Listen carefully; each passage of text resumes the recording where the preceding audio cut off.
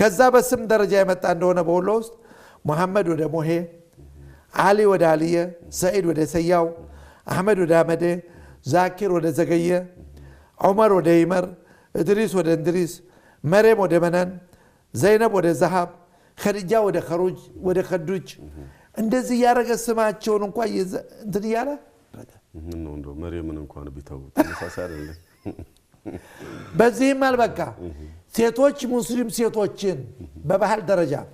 እዚህ ፊታቸው ላይ የመስቀል አርማ እንዲነቀስ አደረገ ለምን ይሄን መረጠ አሁን አንደኛ የሱጁድ ቦታ ነው ሁለተኛ ማይሸፈን ቦታ ነው شوف አሁን እነኛ ያ ደግሞ ማይድን እኮ አሻራ እኮ ነው የነቀሳቱ ቢፈቅሉትም ቢሉትም ማይጠፋ አሻራ ነው በዚህ አይነት ትልቅ ደባ መስጊዶች በሚሰሩበት ፊትለፊት የሴተኛ ዳሪ ቤት ነበር የሚቋቋመው ልክ ደሴን ሃይቀን ባቴን ሌሎችም አካባቢዎች ደብረ ዘይት መስጊድ ባለበት ሁላ ፊትለፊት ጭፈራ ቤት አለ ቀይ ማብሪያት ቤት ነው ተንኮል የተሞላበት እስልምናን ለማጥፋት ያደረገው ደባ እንደሱ የተጫወተ የለም በእስልምና ላይ ሌሎቹ በግልጽ ብለዋል ህገ መንግስቱንም በግልጽ አወጁ እርምጃም ወሰዱ ገደሉ የሚቆርጡትን የሚሸሸው ሸሸ የተረፈው ሸር እሱ ግን አገሬ ጋራ ሃይማኖት የግል ነው አገሬ ጋራ ነው የሚል አባባል ያመጣና በሌላ በኩል ደግሞ ይመታኛል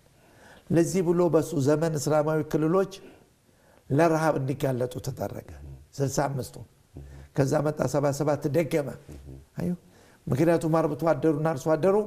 እንዲነቃ እንዲጠናከር አምራች እንዲሆን አልተፈለገም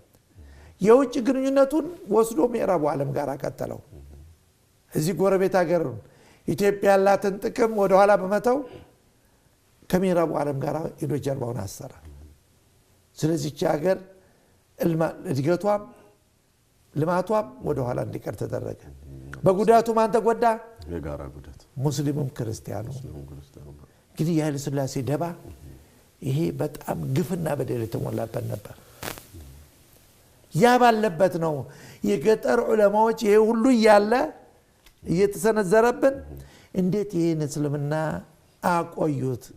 የሚለው ተአምር እዛ ላይ ነው የምናመጣው